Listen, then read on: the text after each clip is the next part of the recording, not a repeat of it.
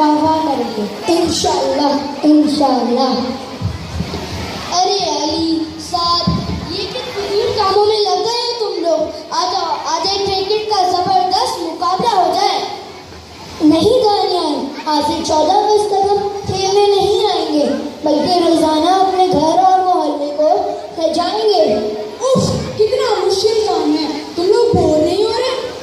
अरे अब्दुल्ला, अगर तुम इस काम को मोहब्बत से करोगे तो तुम्हें थकन का एहसास बिल्कुल नहीं होगा, बल्कि तुम्हें पता है कि हमारे बुजुर्गों ने कितनी मेहनत और जिद्दोजहद से इस मुल्क को आज़ाद करवाया है और तुम सिर्फ झंडियाँ लगाने का तसव्वुर करके ही थक गए। बात सिर्फ झंडियाँ लगाने की नहीं है, तुम इस बात पर भी तो गौर करो कि 14 अगस्त से पहले तो सब जोशो खरोश से झंडियाँ लगाते हैं, लेकिन उसके अगले ही दिन ये झंडियाँ बाजारों और सड़कों पे जमीन पे पड़ी होती हैं, लोगों के पैरों में आ रही रहती हैं। तब क्या इस झंडी की इज्जत या इसका एहतराम खत्म हो जाता है? हाँ दानियाल, मैं तुम्हारी बात से इत्तेफाक करता हूँ, लेकिन तुम कुछ लोगों की गफलत की वजह से इन हजारों लोगों की मोहब्बत को पर फौकियत ना दो। क्या तुमने कभी वाघा बॉर्डर पर परचम कुशाई की तकरीब नहीं देखी? वो एक दिन नहीं बल्कि साल के 365 दिन इसी वक़ार के साथ मनाई जाती है।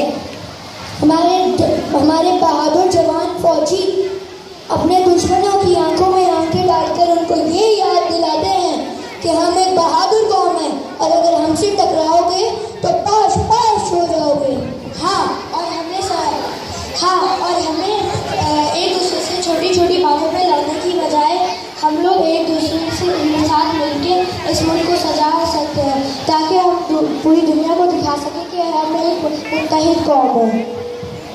आओ हम सब मिलकर एक वादा करें कि इस साल बल्कि आने वाले हर साल में हम जश्न आज़ादी पूरे जोश और वलवले के साथ मनाएंगे और इसकी झंडियाँ कहीं जमीन पर गिरी हुई नजर आई तो उनको एहतराम से उठाकर किसी महफूज जगह पे रख देंगे, क्योंकि ये परचम हमारी इज्जत और अजमतों का निशान है।